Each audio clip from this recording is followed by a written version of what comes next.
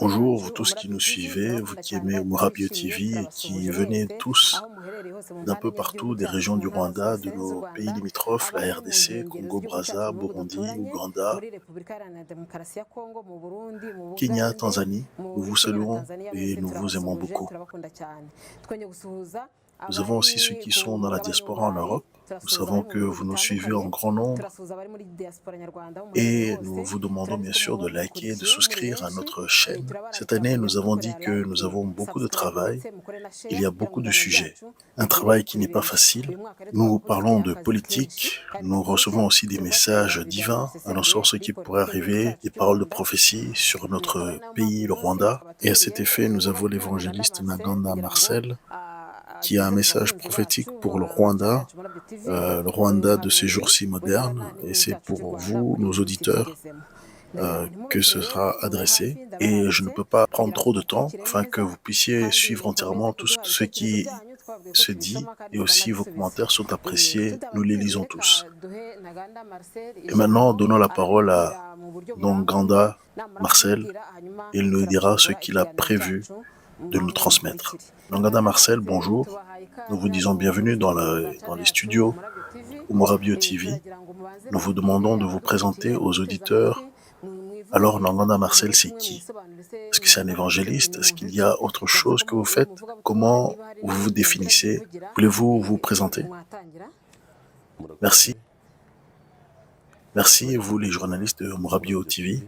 Je vous remercie de m'avoir accueilli et de m'avoir donné la parole. Je m'appelle Nanganda Marcel. En effet, je viens de la région du Sud et dans la ville de Muhanga. Je suis évangéliste et j'aime aussi chanter dans les chorales et je suis aussi prophète quand le Seigneur me visite et me donne des messages à livrer. Et là, je suis là devant vous parce que j'ai reçu un message du Seigneur à vous présenter.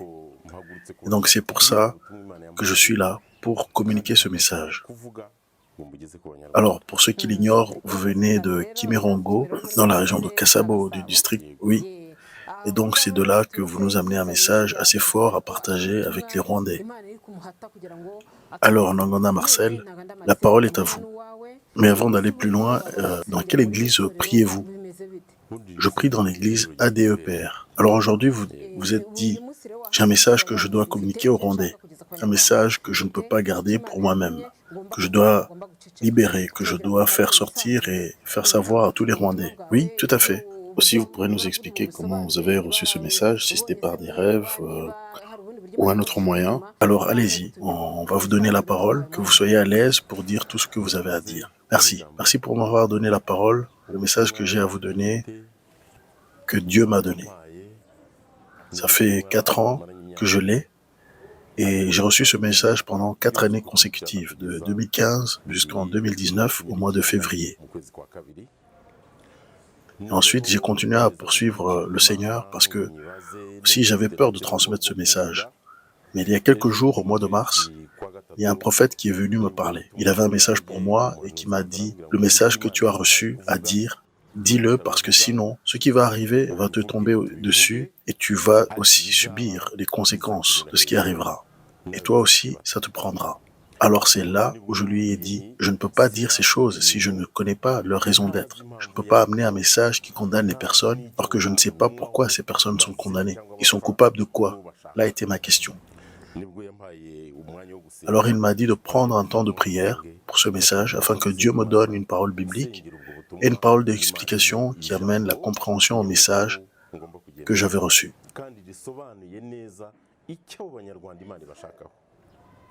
Et alors le Seigneur m'a donné le passage de Amos au chapitre 1er du verset 9 au verset 15. Alors vous allez me permettre de lire ces passages afin de présenter et de faire un préambule au message que je vais vous donner.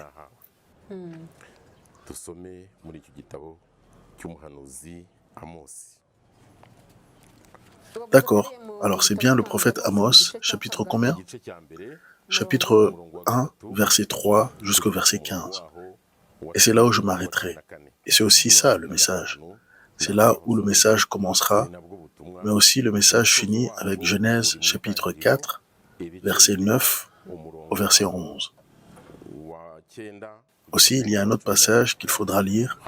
Je vous en donnerai la référence tout à l'heure. D'accord. Ils pourront le lire et ce sera un sujet de réflexion pour voir ce qu'ils pourront faire avec. Alors lisons ces paroles qui sont dans la bonne nouvelle du livre d'Amos, chapitre 1er, verset 3. Ainsi parle l'Éternel. À cause de 3 crimes de Damas, même de 4, je ne révoque pas mon arrêt. Parce qu'ils ont foulé Galad sous des traîneaux de fer. J'enverrai le feu dans la maison de Hazaël, et il dévorera les palais de Ben-Hadad.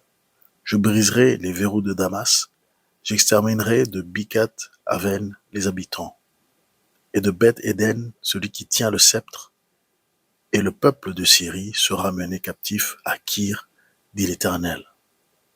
Verset 6. Ainsi parle l'Éternel, à cause de 3 crimes de Gaza, même de 4, je ne révoque pas mon arrêt, parce qu'ils ont fait une foule de captifs pour les livrer à Édom.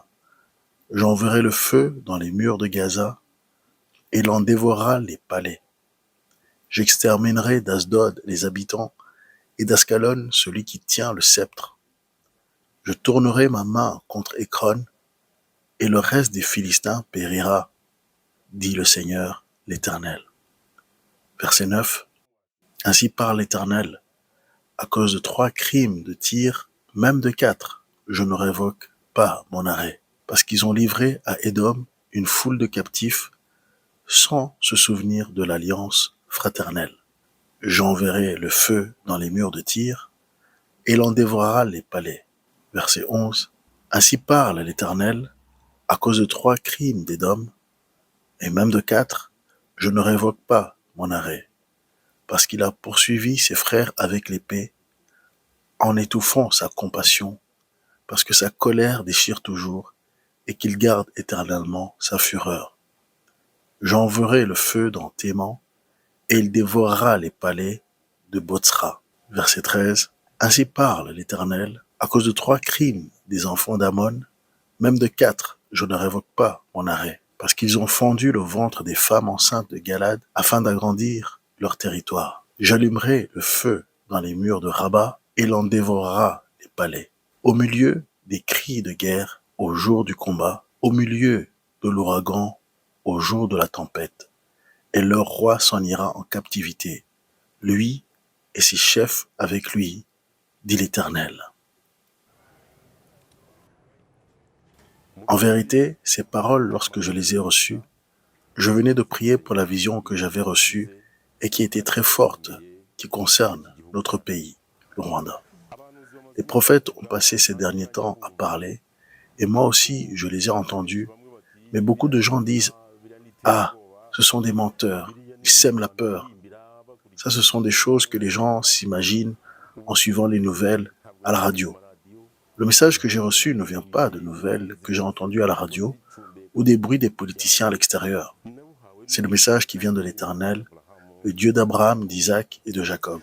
Lorsque j'ai eu la vision que je compte vous raconter, et aussi les autres tels que je les ai eus, parce que j'en ai eu 3 consécutivement qui sont venus en 3 ans, de 2017, 2018 et 2019, je vais bien vous expliquer ces paroles selon ce que l'Esprit de Dieu m'a expliqué sur ces choses. La première fois, la vision que j'ai eue, j'étais assis quelque part et je réfléchissais sur Dieu dans ma méditation et j'ai été quelque part prier. Et plus tard, le soir, je me suis couché. Et c'est là que j'ai eu dans mon sommeil cette vision. J'ai vu quelqu'un qui était debout devant moi, qui avait un livre ouvert dans sa main, comme là maintenant, comme je le suis. Et il a levé la main droite vers le haut et il m'a demandé « Marcel », de manière solennelle, il m'a posé la question « Marcel, est-ce que je peux te poser une question ?» J'ai dit « Oui, tu peux ». Il m'a dit « Ce pays, tu as vécu dedans. Tout ce qui s'est passé, tu l'as vu. Alors, est-ce qu'il y a eu un autre Dieu qui a pu faire ce qui s'est passé dans ce pays, si ce n'est moi l'Éternel ?» Et j'ai dit « Non, il n'y a pas d'autre, si ce n'est toi, l'Éternel. » Alors, s'il n'y a pas eu d'autre Dieu qui a pu faire cela, ceux qui disent qu'il y a d'autres qui ont pu le faire, ou que c'est eux-mêmes qui ont pu le faire, d'où est-ce qu'ils tiennent ce raisonnement? Et j'ai dit, c'est toi qui le sais. Alors il m'a dit, à cause de leur orgueil, à cause de leur attitude, parce qu'ils ne veulent pas reconnaître que c'est moi qui agis dans ce pays. Je descends et je vais rabaisser celui qui est fort d'en haut jusqu'au plus faible tout en bas, et je vais les allonger sur leur tombe, dans leur tombe. Quand je les aurai mis dans leur tombe, personne ne pourra se plaindre contre moi. J'ai entendu ce message et directement après, j'ai eu peur. Alors il m'a dit, lève-toi de là et partons. Et il m'a attrapé, puis il m'a posé ailleurs, dans la ville de Muhanga, à côté de l'université catholique qu'on appelle UCK.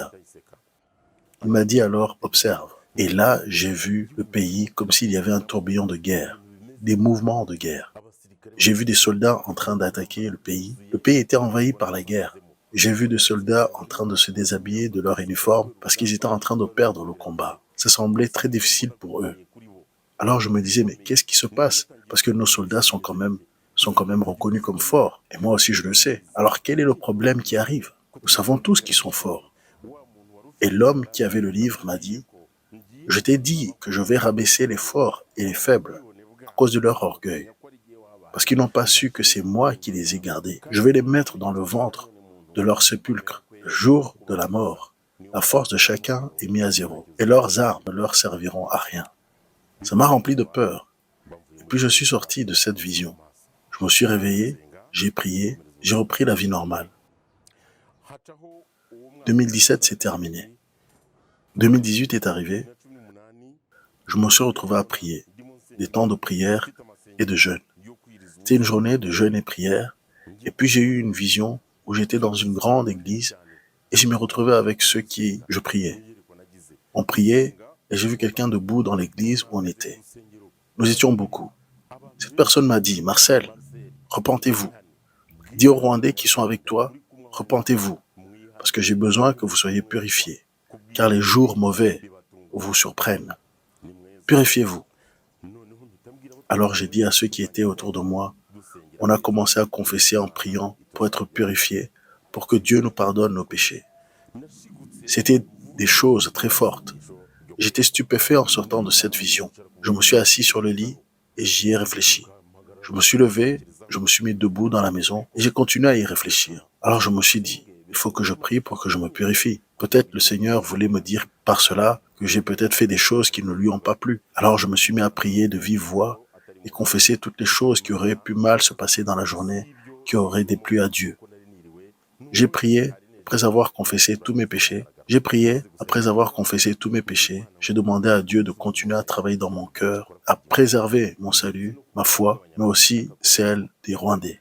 Alors je me suis encore retrouvé sur ma couche, mais je me suis endormi. Ça m'arrive souvent que Dieu me parle en rêve. Souvent les choses qui vont arriver, qui sont pas bonnes, je les vois d'avance. Si je veux avoir des mauvais jours au travail ou un malheur, je le vois. Et aussi, les bonnes choses et bénédictions dans mon travail, je les vois. Alors finalement, j'ai vu un grand mur de soldats qui encerclait tout le pays, en commençant du sud, passant par l'ouest, jusqu'au nord sur une partie.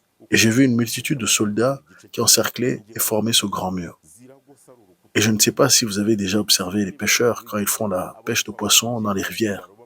Ils tissent des nasses et prennent tout ce qui passe dans leurs nasses et qu'ensuite, ils trient avec les gros poissons et les petits poissons et ainsi de suite. Et donc, ils font la pêche en raclant le fond, en laissant rien passer. Ils remontent dans la rivière en raclant le fond et ils attrapent beaucoup de gros et petits poissons. Ils remettent les petits et puis ils attrapent les gros qu'ils gardent de côté. C'était un peu comme ça que ce mur était. Ils passaient et derrière eux, il n'y avait rien qui restait. Tu ne pouvais pas fuir ou t'échapper de ce mur. Il y avait beaucoup de soldats qui étaient côte à côte et qui étaient très forts. Ils étaient tellement côte à côte qu'ils se touchaient et ils ont attaqué le pays. Ensuite, ils ont avancé. Je les ai vus arriver au milieu du pays. La peur avait augmenté et certains se sont urinés dessus et semblaient avoir perdu la tête. Même les habitants qui étaient là autour, vers 15 heures, et les soldats qui étaient là, qui faisaient la ronde, ils étaient surpris. Ils ont jeté leurs uniformes et certains ont jeté leurs armes. Et certains se sont mis dans les arbres pour se cacher de ces hommes qui attaquaient le pays.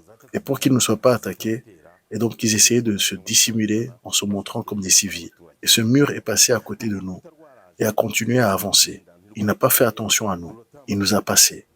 Et ensuite, j'ai vu un deuxième grand mur qui était similaire au premier. Et celui-là avait aussi des véhicules de guerre des avions de guerre, des motos de guerre et même des chevaux de guerre. Tous, ils montaient avec force et c'était évident qu'ils venaient pour aider les premiers qui étaient passés auparavant. Et donc, ils les soutenaient et ils allaient dans le même sens. C'était dans la même attaque, ça semblait être planifié, coordonné et ils disaient « Nous allons, nous avançons et nous devons nettoyer le pays ».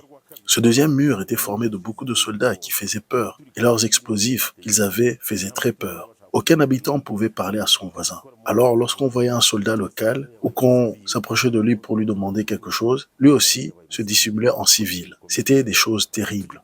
Ensuite, ce deuxième mur a fini son passage. Donc, ça faisait 2 murs. Et puis, il y a eu un troisième mur. Et donc, les 2 premiers murs étaient passés et maintenant, il semblait avoir gagné la bataille.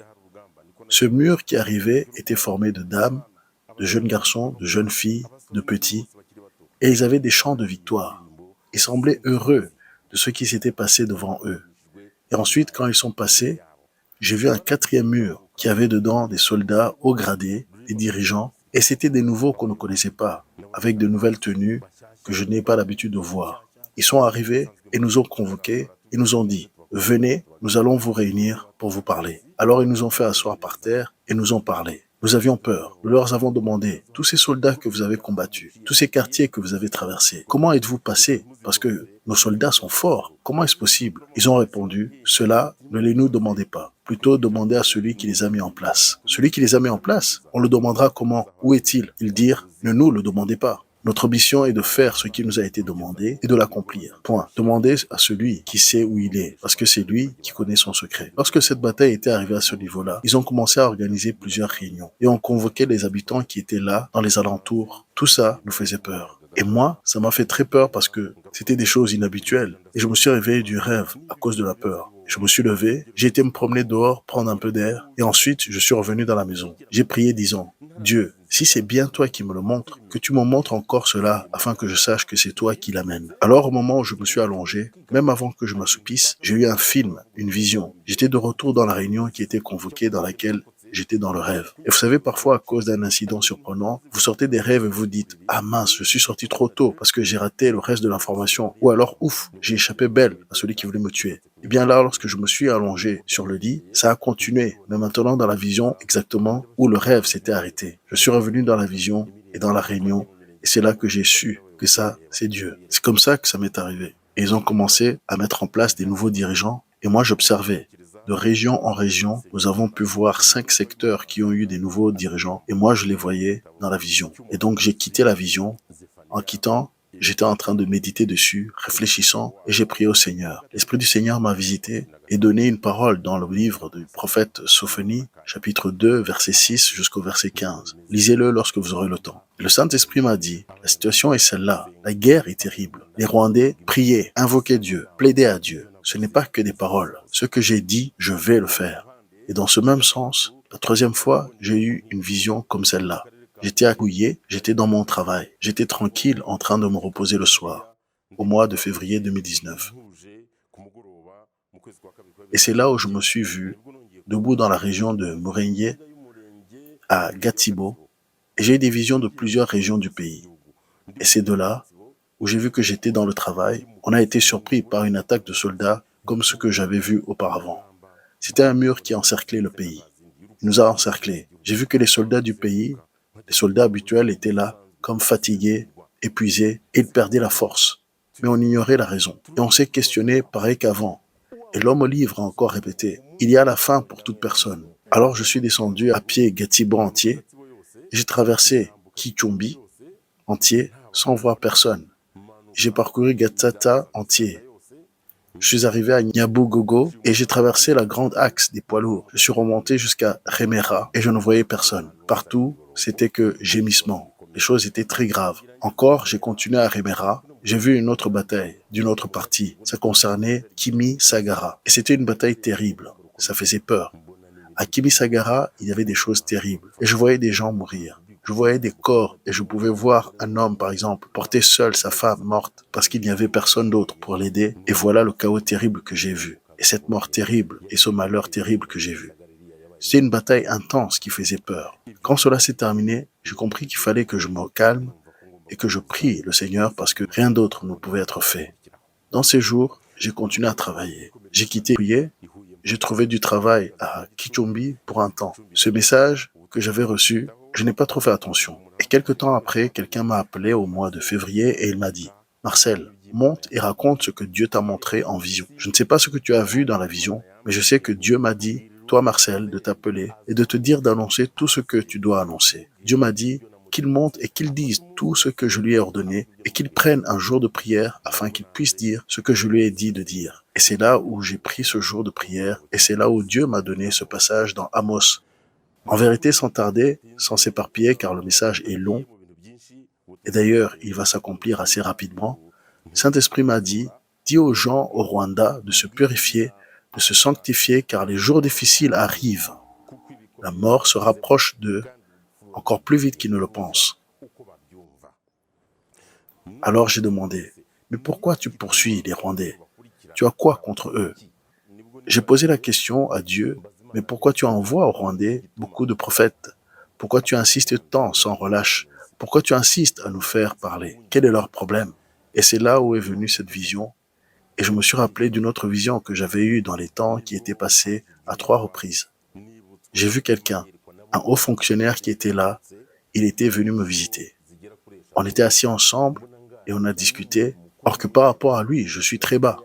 Cette personne est venue, elle m'a visité, elle s'est assise avec moi et elle avait de la sécurité tout autour d'elle. Mais elle voulait me parler et me disait, je suis fatigué, je suis en train de travailler, je veux faire tout ce que le peuple demande de moi, mais je n'arrive pas à tout faire. Je suis fatigué. Il m'a visité 3 fois.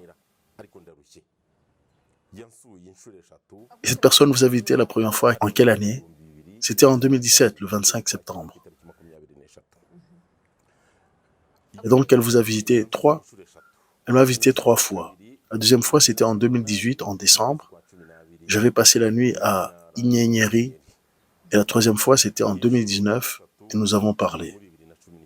À cette troisième fois, nous avons parlé en 2019. C'était un endroit qui s'appelle Runa, devant le marché de Nyarugenge. Et je me demandais pourquoi il avait choisi un tel endroit, si commun pour discuter avec moi. Surtout que je me basais sur son rang dans le pays et ses responsabilités au niveau du pays. Je ne trouvais pas que l'endroit était adéquat pour quelqu'un de son rang. Et cela m'a prêté à comprendre qu'il était vraiment fatigué et qu'il traversait des temps difficiles.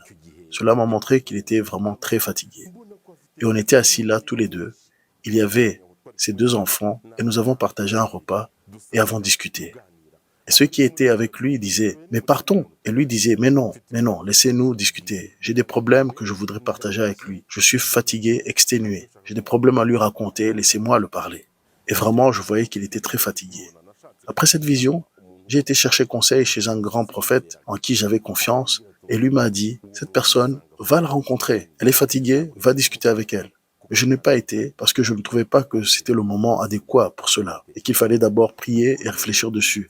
Lorsque je me suis rappelé de cette vision, là j'ai vu qu'il y avait d'autres messages qui allaient avec ce thème qui concerne les raisons de la culpabilité du peuple rwandais. Quels sont les 3 péchés ou 4 de ce peuple que toi l'Éternel tu trouves? De quoi sont-ils coupables? Pourquoi tu parles de leur culpabilité? Explique-moi. Il m'a montré ce qu'étaient les péchés du peuple. Les 3 ou même 4 péchés qui font que ça attire la guerre sur le peuple rwandais, qui font que Dieu va juger le pays, qui font que Dieu prépare les chevaux de guerre et les soldats de guerre pour venir sur le pays, et qui font que Dieu prépare les chars qui vont prendre les Rwandais, qui vont mourir, ceux qui vont quitter ce monde terrestre. Il n'y a rien d'autre que 3 crimes ou même 4. Le premier gros péché ou crime que les Rwandais sont accusés, l'orgueil extrême qui se trouve dans leur manière d'être. On ne peut rien dire sur celui qui reçoit du travail. Il n'est pas reconnaissant à Dieu pour ce travail. Au contraire, ils s'en servent pour écraser ceux qui leur ressemblent. Celui qui reçoit une bonne position ne connaît pas que c'est Dieu qui lui a donné cette position. Et aussi, il dénigre ceux qui sont en dessous de lui et ne les écoute pas. Il leur manque de respect. Chaque personne dans sa position ne reconnaît pas que c'est grâce à Dieu. Et c'est pour ça que Dieu, dans ce message, il dit, ils ont oublié l'alliance fraternelle qu'ils ont. Les Rwandais trouveront la mort parce qu'ils ont oublié l'alliance fraternelle qui les lie. Ils sont condamnés parce qu'ils ont oublié qu'ils sont des frères avant tout. Celui qui dirige oublie que ceux qu'il dirige sont ses frères. Or, c'est bien ça que Dieu veut, pour eux, qu'ils soient fraternels. Cette parole qui dit qu'ils ont oublié leur alliance fraternelle, c'est une parole très forte, qui fait que Dieu descend à cause de leur orgueil. Quand quelqu'un a du travail dans le gouvernement et qu'il prend ce travail au lieu de s'en servir correctement, au lieu de comprendre qu'il représente les concitoyens, il s'en sert pour abuser. Au lieu de punir correctement, il punit excessivement. Au lieu de fouetter avec un bâton de bois, il utilise un bâton de fer, ce qui démontre bien qu'il travaille ayant oublié l'alliance fraternelle. Voilà la chose pour laquelle Dieu condamne les Rwandais. Et l'orgueil notoire qu'il y a dans leur caractère, du plus fort au plus faible, au plus bas, cela attriste Dieu. Quelle que soit la personne dans son poste qui agit ainsi, attriste Dieu. Tu vois que quelqu'un, on lui donne le rôle de pasteur dans l'église, et au lieu de se rendre compte qu'il est là pour faire paître les brebis, il utilise un bâton de fer et abuse les brebis. Et en plus, il écrase ceux qu'il veut et sauve ceux qu'il veut. Et ça aussi, ça attriste Dieu. Dans le service de Dieu, dans les différents ministères, on retrouve ce problème. Dans l'armée aussi, on retrouve ce problème. Dans la police aussi, il y a ce problème. Ils sont tous en train d'oublier l'alliance fraternelle. Ils doivent se rappeler qu'ils sont Rwandais et qu'ils sont frères. Parce qu'ils ont oublié qu'ils sont frères et à cause de leur orgueil, ils ne veulent pas comprendre. Et c'est pour ça que Dieu amène une épée et un bâton de fer, un feu dévorant. Il amène le bruit de guerre et la guerre, et les chevaliers et les chars de guerre pour prendre le pays, afin d'enlever l'orgueil de ceux qui habitent dans le pays. Débarrassez-vous de l'orgueil. Rwandais, débarrassez-vous de l'orgueil.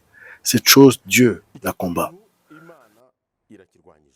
La deuxième chose, deuxième crime, qui fait peur, lorsque vous l'entendez, on vous dit que les prophètes prophétisent des mensonges.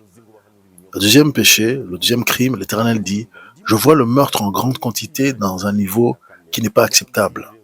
Et dis-leur que le sang des innocents est en train de crier à moi tout en étant avalé par la terre.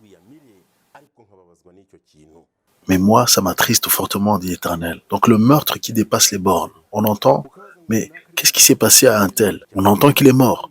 Et celui même qui l'a tué se met aussi à dire, vraiment, on se demande aussi où il est. Le meurtre doit cesser et disparaître.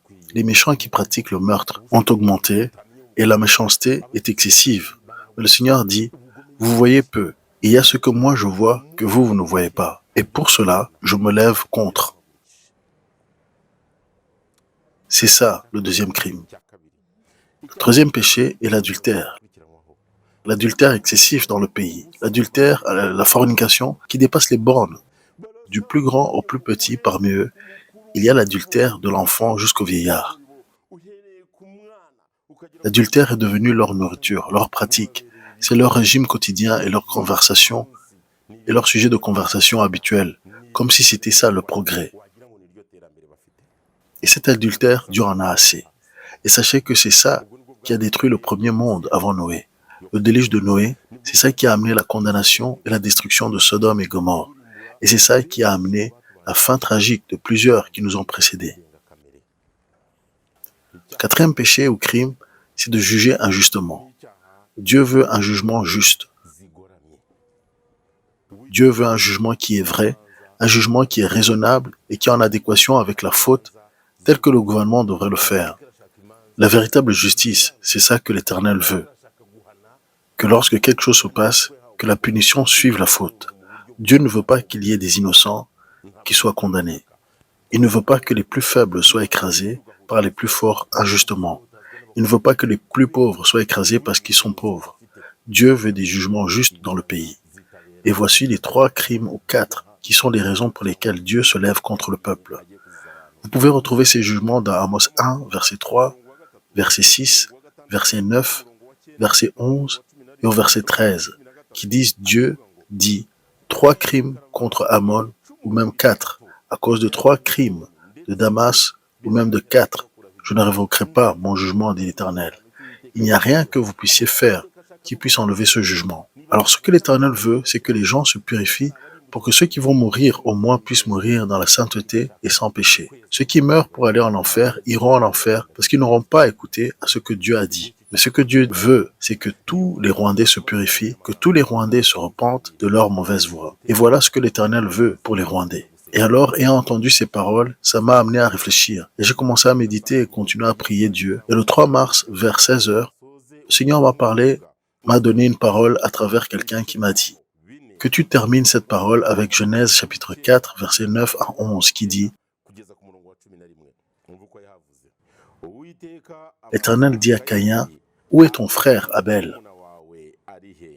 Il répondit, « Je ne sais pas. Suis-je le gardien de mon frère ?» Et Dieu dit, « Qu'as-tu fait? La voix du sang de ton frère crie de la terre jusqu'à moi. Maintenant, tu seras maudit de la terre qui a ouvert sa bouche pour recevoir de ta main le sang de ton frère. » Et voilà où s'arrête mon message. Et aussi, je conclus en rajoutant cette question qui m'a été donnée, du plus grand au plus petit, du plus fort au plus faible. Demande-leur, où est Abel? Où est ton frère? Alors j'ai demandé, mais qu'est-ce que cela veut dire? Celui qui te posera cette question, tu lui diras, il comprendra ce qu'il a fait. Le sang de ton frère est en train de crier à moi. Le sang qui est dans le sol, le sang qui a été absorbé par la terre crie à moi.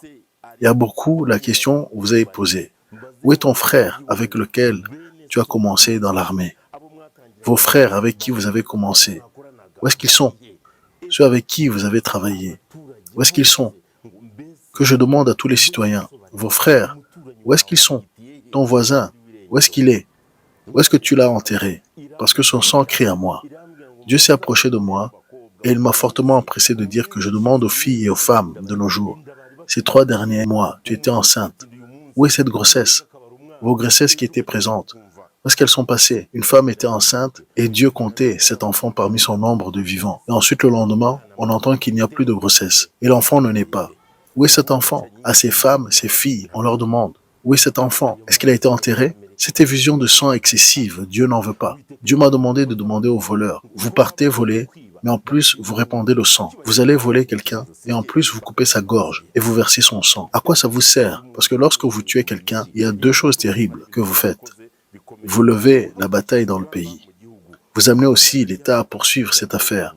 Vous amenez la famille aussi à poursuivre cette affaire. Et aussi, au ciel, ils suivent le sang de cette personne qui a été tuée. Parce que Dieu dit que même la fourmi noire, la plus sombre, Dieu la voit lorsqu'elle meurt. Et même dans la nuit la plus profonde, même en dessous du rocher, Dieu voit cette fourmi. Un oiseau peut mourir, mais il n'y a aucun qui meurt sans que Dieu ne le sache. Comment c'est possible que tu prennes le sang de ton frère et que tu le verses sans raison? Tu prends quelqu'un et tu le mets dans ton capot de voiture et tu vas le transporter au loin, derrière la forêt, et tu l'achèves avec une massue ou tu l'empoisonnes ou tu l'égorges et puis tu l'enterres comme si cela ne faisait rien. Mais l'Éternel te voit. Et Dieu me dit de vous poser la question. Les voisins que tu avais, où sont-ils?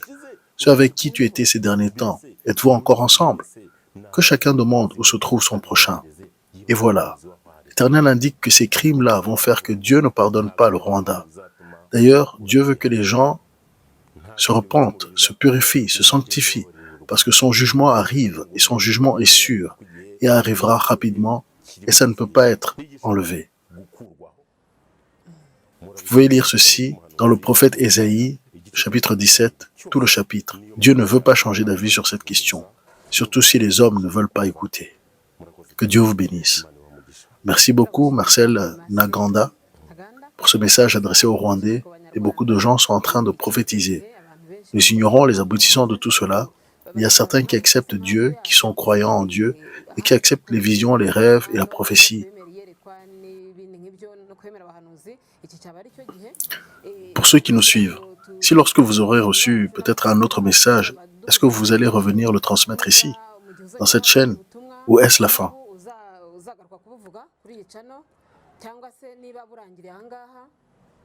Je reviendrai si le Seigneur me donne un message à dire. Je reviendrai certainement parce que il a dit qu'il ne fera rien sans nous le dire d'avance, mais seulement concernant ce message, je ne connais pas le moment où ça va se passer, mais il m'a dit, faites vite parce que le temps approche. Mais nous avons beaucoup de messages forts et beaucoup de messages concernant le Rwanda ces derniers temps sur le Rwanda, et Dieu envoie beaucoup de prophètes pour parler aux Rwandais. Ce message est très fort. Vous n'avez pas peur que ce message puisse vous mener des conséquences terribles.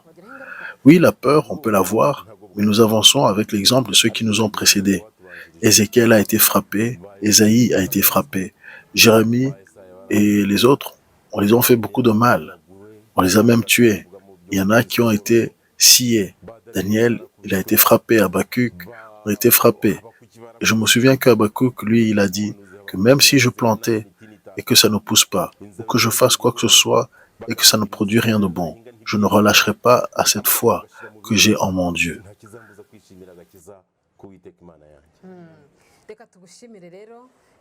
Alors merci, nous te remercions. Je vous demande aussi de remercier ceux qui nous écoutent dans notre chaîne. Je remercie tous les Rwandais qui suivent Umra Bio TV.